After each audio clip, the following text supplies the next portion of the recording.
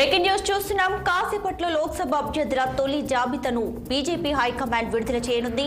తొలి జాబితాను బీజేపీ అధ్యక్షుడు జేపీ నడ్డా విడుదల చేయనున్నారు. బీజేపీ కేంద్ర కార్యాలయంలో మీడియా సమావేశం నిర్వహించనున్నారు. దీనికి సంబంధించి పూర్తి డీటెయిల్స్ మా ప్రతినిధి మాధవి అందిస్తారు. ఫోన్లో మాధవి.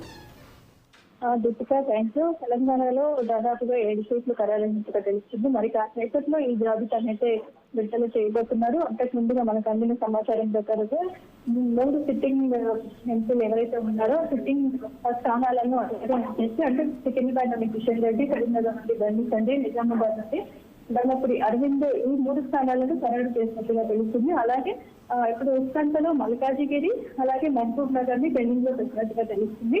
అంటే దాన్ని సెకండ్ జాబితాలో విడుదల చేస్తారా లేదు అంటే ఈ విడతలో విడుదల చేస్తారా అనే దానిపైన మరి కాసేపట్లో మనకు తెలియనుంది. అలాగే ఇంకా 3 స్థానాలను అయితే మనకు భువనగిరి నుండి రోడ్ని ఖరారు చేసినట్టుగా తెలుస్తుంది. అలాగే హైదరాబాద్ నుండి మాధవిలత, చేవెళ్ల నుండి కొండ విశ్వేశ్వరరెడ్డి, నాగర్ కర్నూలు నుండి బోటుగంటి భరత్ ని అంటే వారు సీట్లు ఖరారు చేసినట్టుగా ఈ 4 స్థానాలు ఓవరాల్ గా ఈ 7 స్థానాలు మాత్రం ఖరారు చేసినట్లుగా తెలుస్తుంది. Deepika. Right Madhavi, thank you.